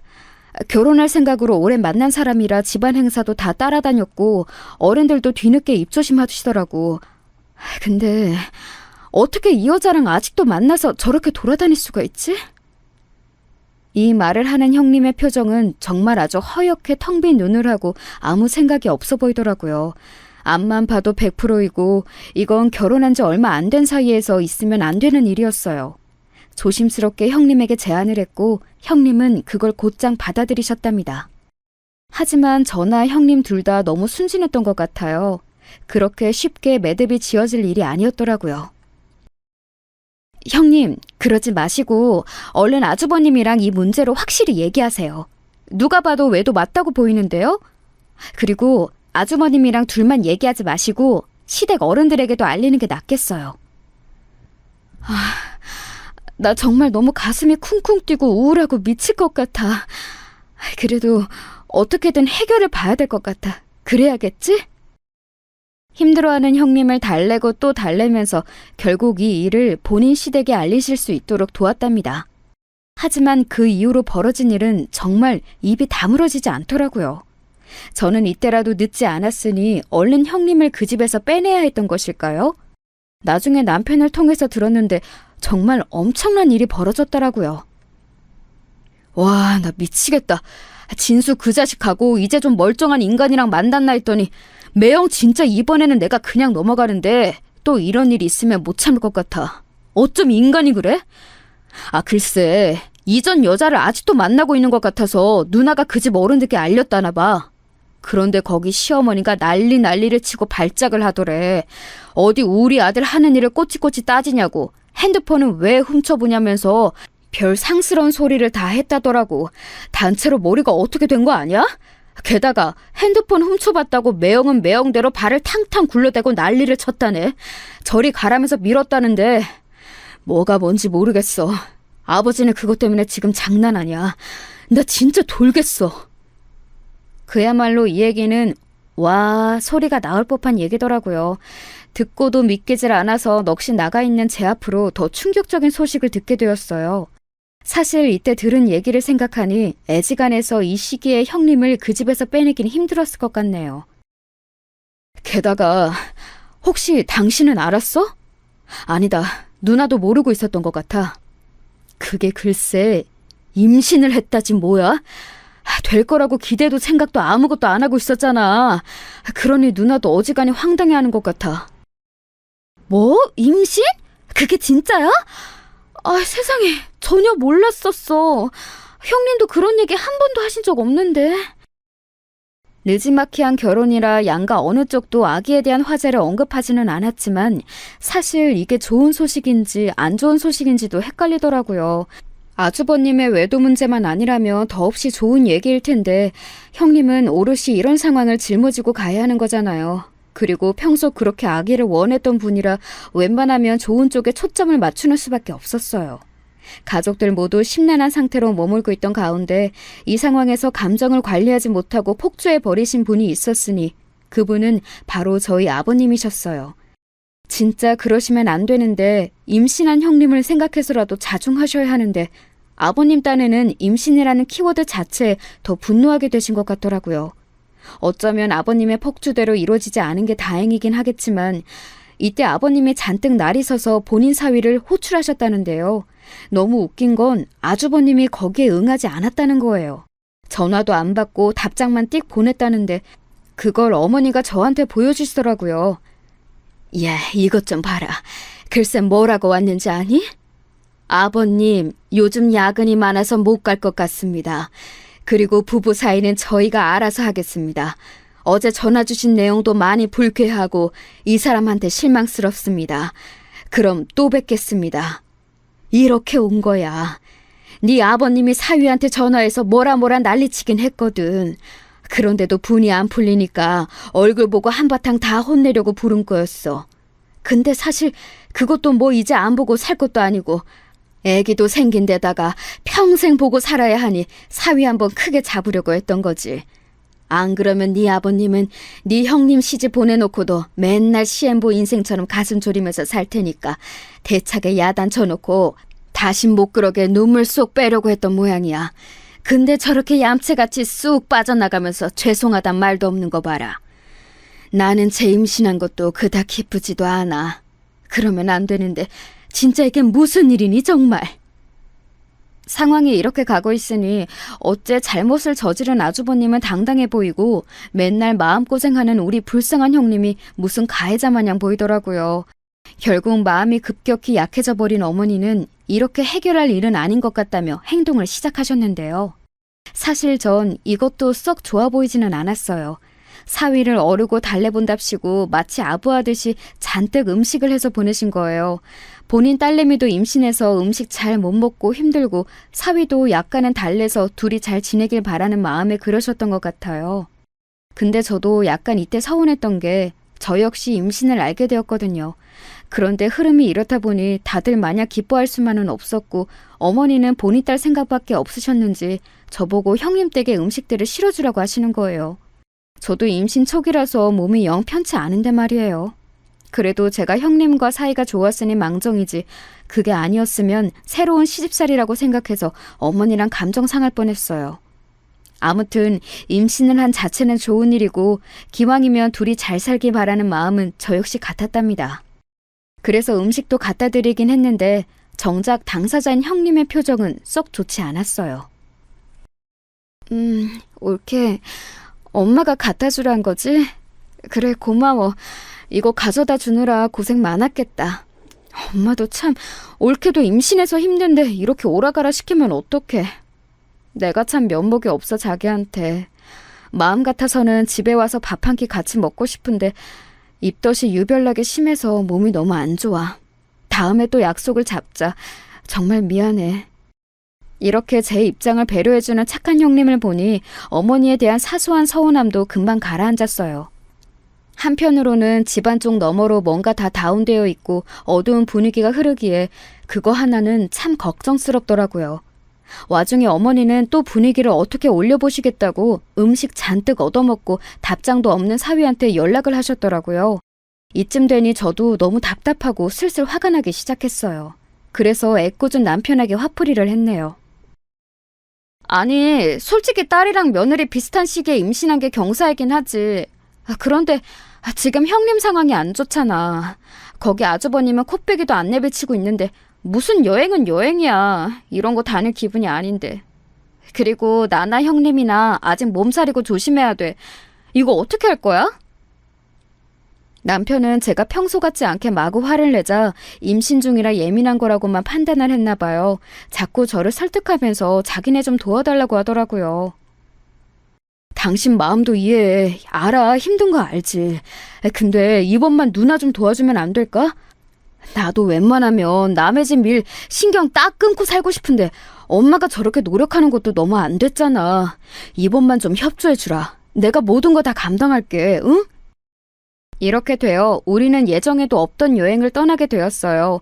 어머니가 서울 외곽으로 펜션을 잡아서 다 같이 1박으로 여행을 가자고 하시고 단톡방은 아주 떠들썩했답니다. 하지만 얼마 되지 않아 형님이 아주 청천벽력 같은 말을 남기신 거예요. 다들 재밌는 시간 기대하고 계셨을 텐데 죄송해요. 아무래도 제가 몸이 너무 안 좋고 어제만 해도 빈혈이 심해서 주저앉았거든요. 나이 들어서 임신하니 몸이 안 따라주네요. 아무래도 여행은 무리일 것 같아요. 이렇게 말을 남기시더니 그렇게까진 안 해도 될 텐데 단톡방을 나가버리시더라고요. 나름 기대하고 계셨던 어머니도 되게 놀라셨고 우리 모두 형님의 갑작스런 퇴장에 할 말을 잃었어요. 상황이 이렇게 되어버리니 여행도 전부 무산되었고 어머니는 한동안 저희 부부에게조차도 연락을 안 하시더라고요. 조용한 가운데 저는 무던히 아기가 뱃속에서 자라고 있었고 그 가운데 친정엄마 칠순도 있어서 다 같이 여행을 다녀왔어요. 묵묵히 따라다녀주고 짐도 들어주고 운전까지 다 도맡아주는 남편을 보니 왠지 모르게 형님 생각이 나는 거예요. 우리 집 일에 군말 없이 다 따라다니는 남편인데 내가 너무 예민했던 건가 싶어 간만에 형님께 연락을 드렸어요. 그런데 늘 다정하고 따뜻하게 맞아주시던 형님이 좀 날선 반응을 하시는 거예요. 무슨 일이야, 올케? 나 지금 바빠서 통화하기 힘든데 중요한 내용 아니면 나중에 전화하자. 만나자고? 아니, 요즘 바쁘고 몸도 안 좋고 해서 누굴 만날 상황이 안 돼. 그럼 끊어? 뭔가 형님답지 않게 전화를 확 끊어버리시는데 아무래도 마음에 자꾸 걸리는 거예요. 썩 축복받지 못한 임신이기도 했지만 저한테 냉정하게 대하시는 분이 아니고 늘 친언니 마냥 잘해주셨던 분이거든요. 아무래도 본인은 몸이 안 좋아서 본인 친정 여행도 못 다녔는데 제가 너무 보란듯이 카톡 프로필에 우리 친정 식구들 여행 사진을 올려서 그런 걸까요? 별의별 생각을 다 해보게 되더군요. 그래도 그런 걸로 옹졸하게 삐지거나 시비를 거시는 분이었나 싶기도 하고 아무튼 저렇게 칼같이 잘라버리는 말투는 약간 상처가 되었어요. 남편에게도 상황을 말했더니 여지없이 자기 누나는 그럴 사람이 아니라고 하더라고요. 우리 누나는 그런 걸로 삐지고 기분 나빠하는 성격이 아니야. 얼마 전에 애기 옷도 선물로 보내줬었잖아. 당신이랑 연락을 안 하고 나한테 보내준 건 바쁜 와중에 챙기느라 정신이 없었대. 이 부분도 그런대로 납득이 가긴 했지만 아무튼 저는 이전과 저를 대하는 모습이 많이 달라진 형님을 보고 미심쩍었어요. 그리고 얼마 지나지 않아 왜 형님이 저한테 그렇게 내외하셨는지 곧 알게 되었답니다. 그것도 아주 복잡하고 불편한 일로 말이에요. 정말 간만에 형님 번호가 핸드폰에 뜨길래 놀래서 받았는데요. 전화기 너머 형님은 더더욱 놀라있는 상태시더라고요. 올케, 정말 미안한데 혹시 우리 집 좀 와줄 수 있나? 우리 엄마한테는 얘기하지 않았으면 좋겠는데 부탁이야. 약간은 울먹이는 소리로 말을 하는 형님은 제가 택시를 타고 갔을 때 역시 여전히 놀라있는 상태였어요. 하지만 이미 모든 상황은 다 끝나고 막이 내려버린 얘기였더라고요. 형님이 이때 자세한 얘기를 해주시진 않았지만 결론은 딱 하나였어요. 고이고이 지켜왔던 아기를 그만 멀리 보내게 되었다는 거였답니다. 아무래도 몸이 이상한 것 같아서 병원에 가봤는데 맞다는 거야. 엄마한테도 연락을 못했어. 그래서 할 일 다 하고 집에 온 지 얼마 안 됐어. 그런데 내가 알기론 이렇게 보내고 나면 애기 낳은 거랑 똑같이 몸이 힘들다고 하더라. 올케, 나 마음이 너무 안 좋아. 계속 눈물만 나. 형님은 그렇게 오열을 하시더니 제 품에 안겨 한참 고개를 못 일으키시더라고요. 제 뱃속에 아기가 있어서 그런지 가슴이 찢어질 것 같았어요. 저 역시 안정이 안 되어 둘이 부둥켜 안고 한참을 꺽꺽거리며 울었어요. 자기 친정엄마가 걱정할까봐 말도 못하고 아마 상황을 보니 남편인 아주버님도 함께 쭉 있어주진 않았던 것 같아요. 홀로 그렇게 모든 절차를 거치고 집에 돌아와 일반 산모들이 겪는 산후 우울감을 느끼며 곁에 없는 아기에 대해 아파하며 온 슬픔을 다 떠안고 계셨던 거예요. 넓디 넓은 그 멋진 신혼집 안에 형님의 슬픔만 공허하게 가득 차 있는 게 느껴졌어요. 도저히 참을 수가 없어서 그만 이때 눈앞에서 아주버님께 전화를 드렸는데요. 전화를 받자마자 저도 감정이 잘 추스려지지 않아서 화를 마구 내게 되었답니다. 그리고 이 부분에 대해선 저도 나중에 후회가 막심했어요. 형님을 더 곤란하게 만든 것 같았거든요. 저 아주버님, 형님 이렇게 아프신데 혼자 두시면 어떡하나요? 이 집에 싼더미 같은 빨래는 뭐고, 애기 낳은 거나 마찬가지인 사람한테 일거리만 잔뜩 만들어주고 나가 계시면 어떡해요? 제가 잠깐 와봤는데 집도 난장판이 되어 있고 힘든 일 겪은 사람을 이렇게 함부로 대하시면 어떡하냐고요. 지금 저희 형님 몸과 마음이 어떤 상태인지 모르세요? 저도 상당히 울컥해서 감정 조절이 안 되어 소리를 지르다시피 했어요. 말 맞다나 저런 환경 안에 형님이 계셨던 거니까요. 어떻게 아이를 먼저 보낸 와이프를 집에 혼자 두고 집안 일거리들을 왕창 놔두고 집을 비울 수가 있나요? 그건 와이프 보고 다 치우라는 거고 아무 감정 없는 가정부 대하듯이 하는 거나 다름없잖아요. 하지만 아주버님은 제 말에 전혀 미동도 없이 외려 이런 꼴을 제가 뭐 몰래 훔쳐보기라도 한 양 짜증을 내시더라고요. 이봐요 처남댁, 나라고 뭐 기분이 편하겠어요? 남 일하는데 이렇게 전화해가지고 불같이 화를 내고 소리를 질러대면 어떡해. 나도 알아요, 슬프다고. 그 사람이 친정 가서 쪼르르 일렀나 본데 그게 뭐 일러서 어떻게 될 일이에요? 나보고 어쩌라는 거냐고. 시간 한가하면 적당히 위로나 해주고 돌아가요. 그리고 누가 집안일을 시켰다는 거예요? 돈 안 벌고 집에만 있으니 당연히 할 일인 거지. 처남댁은 밖에서 돈이나 벌어봤나 모르겠네. 처남은 이렇게 빽빽 남의 일에 간섭하는 와이프랑 사느라 고생이겠어요. 하여간 다시는 이런 일로 서로 목소리 들을 일 만들지 맙시다. 네? 이러면서 전화를 확 끊어버리는데 와, 남인 제가 들어도 이렇게 살벌하게 느껴지는데 형님은 어떠셨을까 싶더라고요. 괜한 일을 오지랖 넓게 질러버려가지고 형님은 더 괴로운 얼굴을 하고 계시고 저는 이 일이 제게 크나큰 실수로 남아서 죄책감을 느끼게 되었어요. 형님 잘 위로해드리고 집으로 돌아오는 길 마음이 엄청 복잡하더라고요. 결국 돌아와서 남편에게 조심스럽게 말을 전했고 찬찬히 시댁에게도 알리게 되었어요. 차마 아버님에게는 말씀드릴 수가 없었어요. 어머니가 단단히 입막음을 하셨거든요. 무슨 일이 있어도 네 아버님한테 말하지 마라. 내가 시기를 봐서 적당히 말을 할 테니까 절대 말실수하면 안 돼. 네 아버님 안 그래도 자기 사위 벼르고 있어. 맨날 그렇게 욕을 해대는데 애기 저렇게 보낸 거 알면 다 사위 때문이라고 아주 뒤엎고 사고칠 거야. 제발 우리 당분간은 조용히 있자. 아무리 생각해봐도 어머니 말씀이 맞는 것 같아서 저와 남편은 조용히 입을 닫았어요. 제 출산일도 몇 개월 뒤로 다가오는데 우리 부부는 물론이고 어머니는 마음 편히 이 시기를 보낼 수 없었답니다. 하지만 얼마 안 가 그렇게 조심하고 조심했던 아버님이 모든 걸 다 포기하고 폭주하게 된 사건이 발생하고 말았어요. 어차피 터질 일이었다면 이때 진즉 폭로하는 게 낫지 않았나 싶네요. 그러고 보면 저도 임신 중에 참 별의별 일을 다 겪었네요. 이날 저녁도 아니고 거의 새벽으로 넘어갈 무렵인 시간에 말이에요. 누가 갑자기 우리 집 배를 누르는 거예요. 인터폰을 보니 불도 까맣게 꺼져 있고 해서 뭔가 했더니 형님이 서 계시더군요. 잠옷만 걸치고 있던 저는 너무 놀라 이제 막 잠든 남편을 깨워 같이 문을 열었는데요. 고개를 제대로 못 들고 있던 형님이 비로소 고개를 들자마자 저와 남편 모두 외마디 비명을 지르게 되었어요. 아! 세상에 형님! 얼굴이 왜 이렇게 된 거예요? 어머 세상에, 멍 아니에요?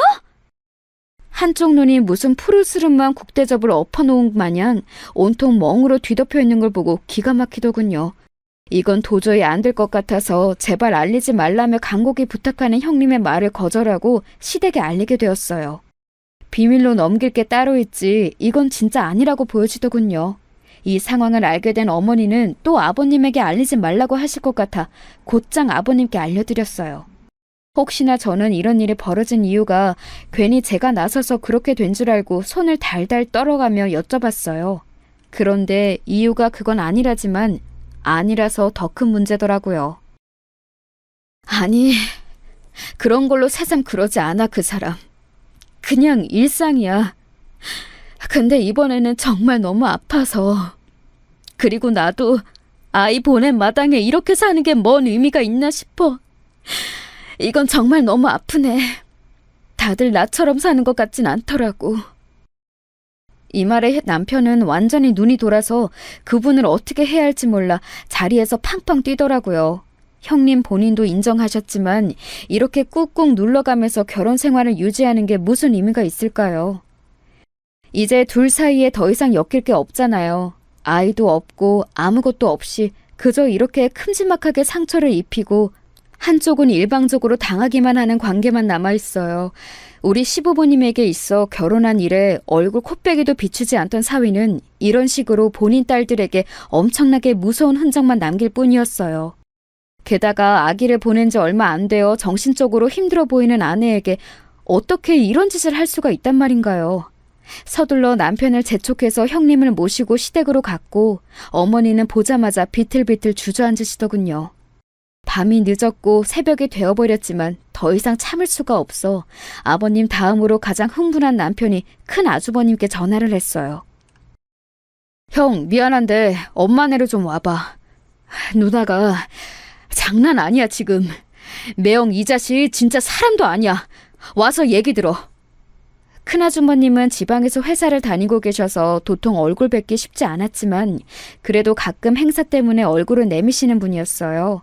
거기는 본인 처남이랑도 사이가 좋아서 맨날 처가 식구들이랑 놀러 다니고 어머니가 가끔씩 우스갯소리로 아들 뺏겼다고 하셨거든요.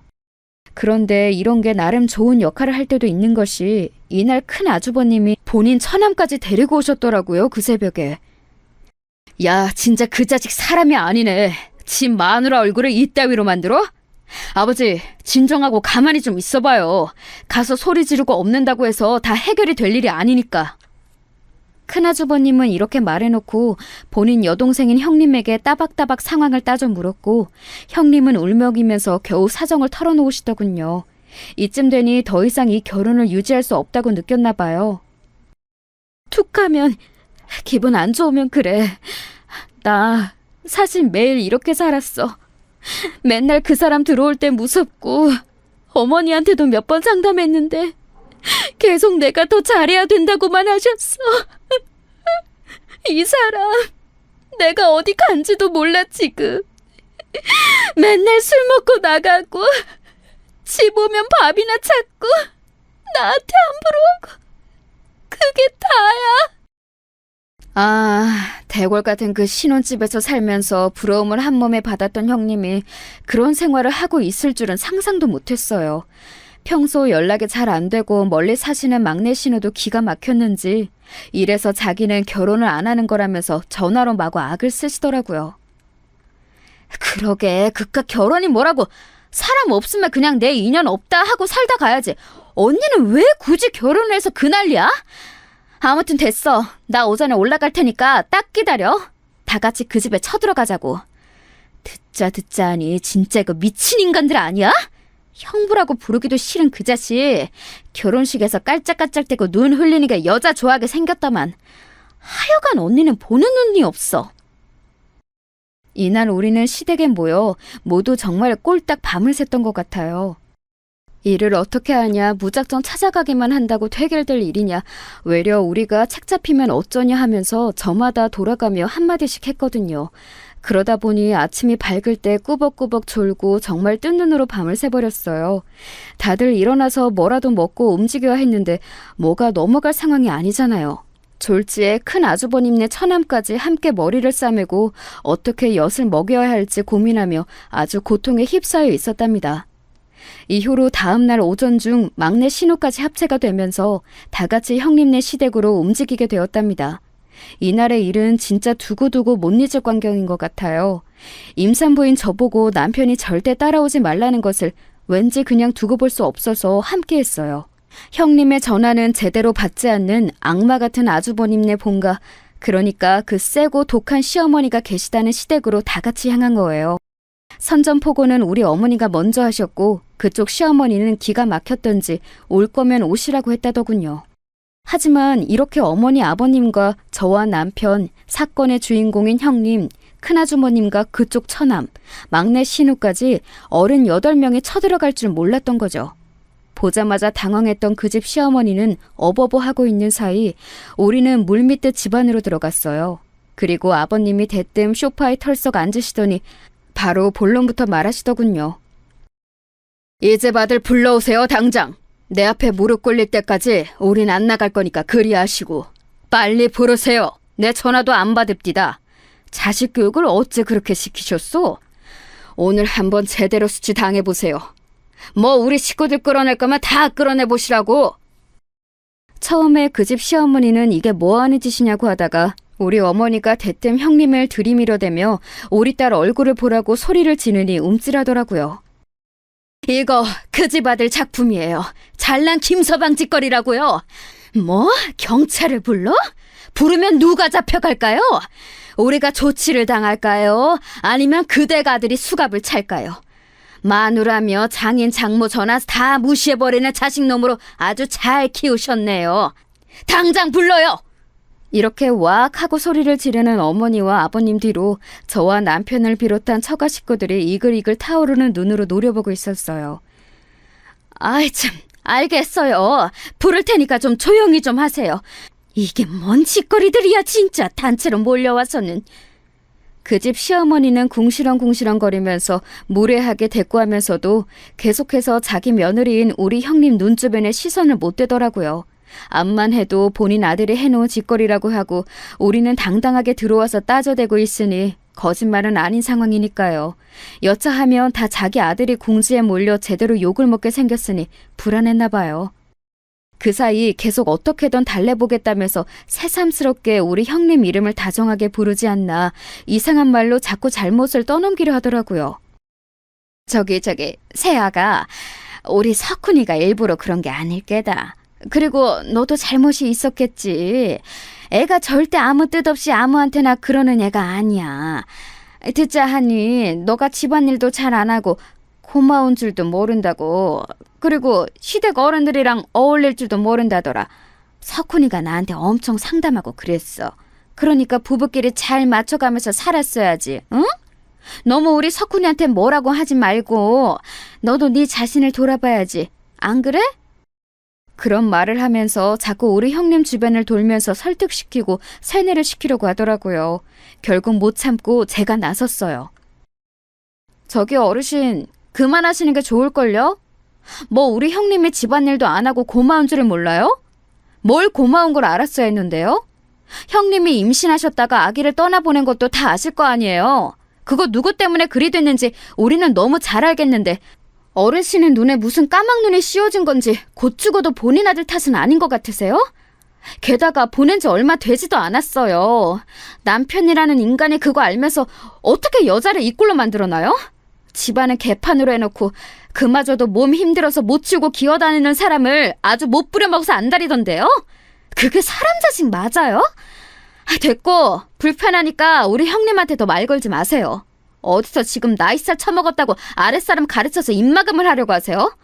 여기 식구들 다 따라와 있고 형님네 어머니 아버지도 같이 와 계신데 그 앞에서 그러고 싶으세요? 뭐라고 더 짓거려봤자 어르신 아들한테 좋을 게 하나도 없어요. 아무 말 말고 놔두시라고요.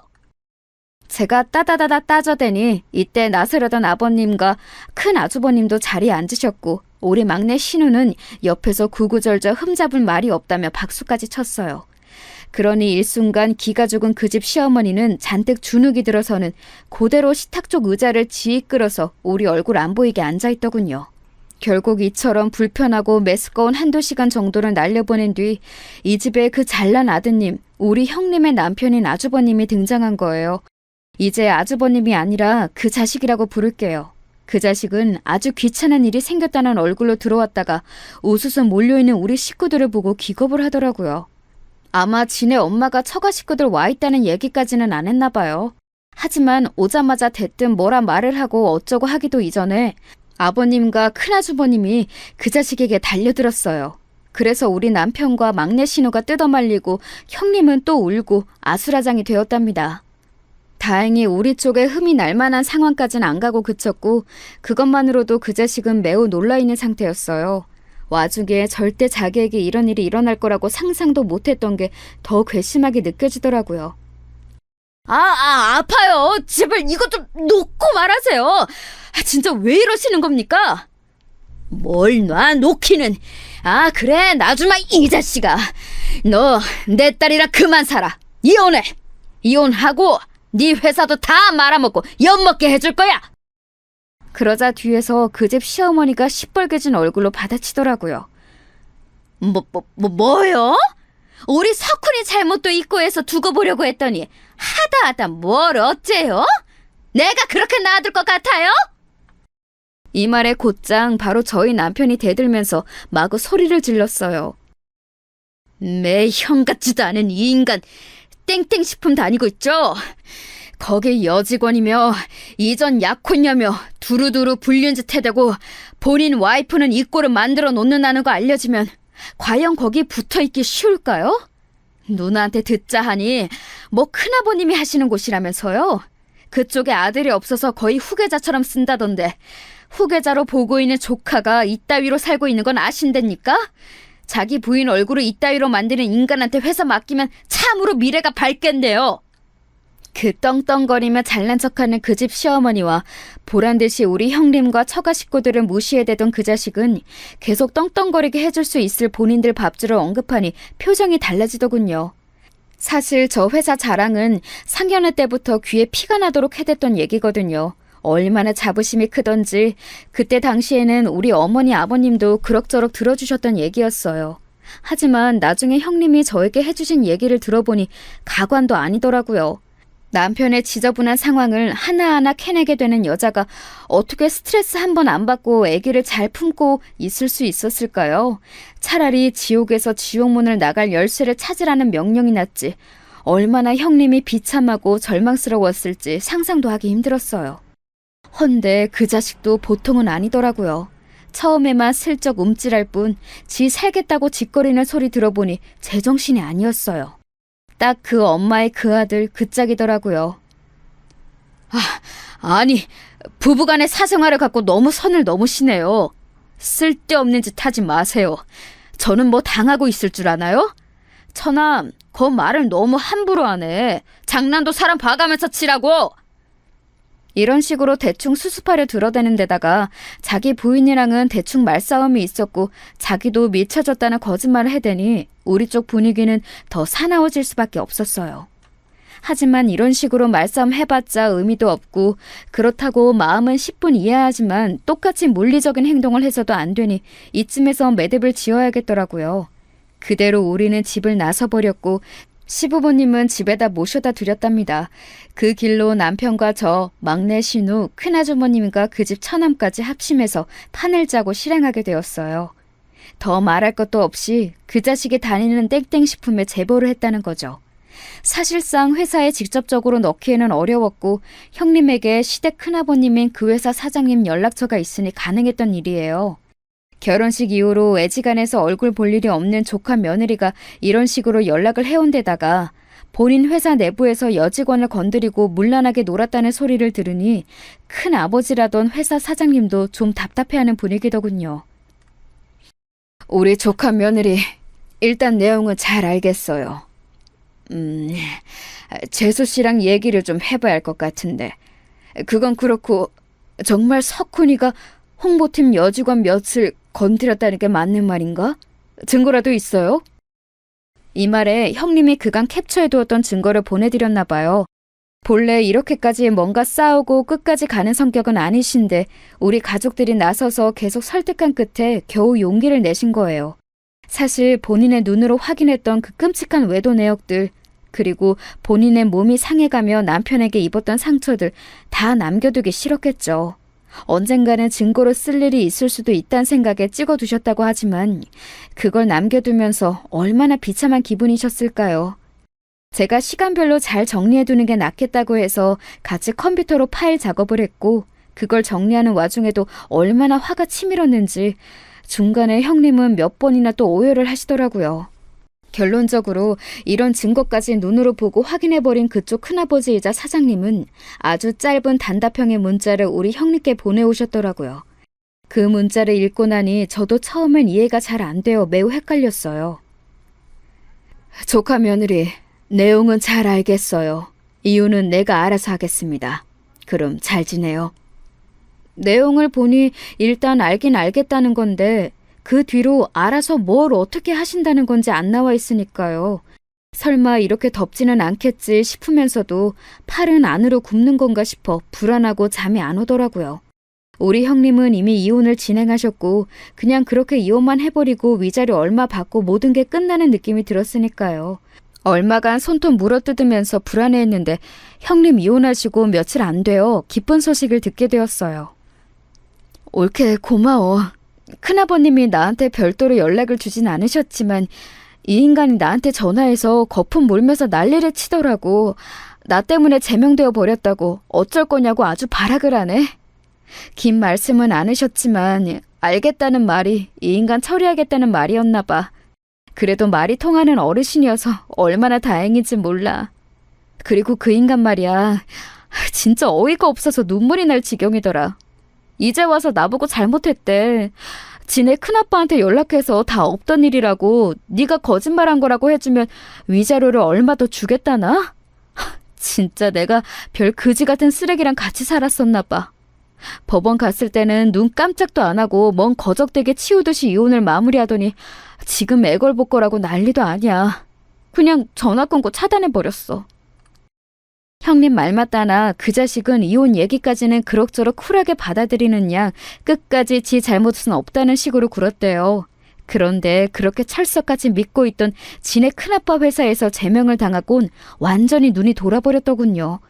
근데 언젠가는 터질 얘기였었나 봐요. 제명이 결정되고 난 뒤에 몇몇 회사 여직원들이 뒤늦게 폭로를 하고 이제사 말을 한다면서 제보를 했다더군요. 한편으론 저 여직원들처럼 그 자식과 그냥 스쳐 지나가는 재수없는 인연이 아니라 무려 남편으로서 아기까지 임신했었던 형님이 무척 안타깝게 여겨졌어요. 들려오는 얘기로는 아주 망나니같이 살다고 하고 본인 본가에서도 한동안 꼴보기 싫다며 집에 오지 말랬다나 봐요. 그러니 밖에서 떠도나 본데 워낙에 능력도 딱히 없지만 집안 하나 유복해서 그 나이까지 장가 안 가고 놀았나 보더라군요. 집이며 뭐며 안 받쳐주는 상태로 나이만 먹어서 돈 몇 푼 들고 쫓겨났으니 마땅히 할 게 뭐가 있겠어요. 그 이후의 소식은 저희도 몰라요. 그렇게 별탈 없이 우리 가족의 시간이 지나갔고 저도 건강히 아기를 낳아 육아하고 있답니다.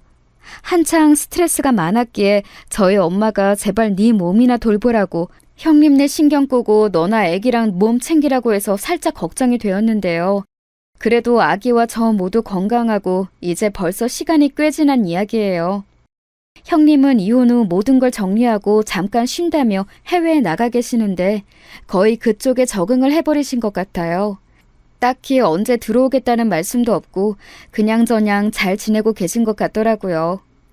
여러모로 심적인 치유가 잘 되시길 바랄 뿐입니다. 여기까지 제 얘기를 들어주셔서 감사합니다. 모두 건강하세요.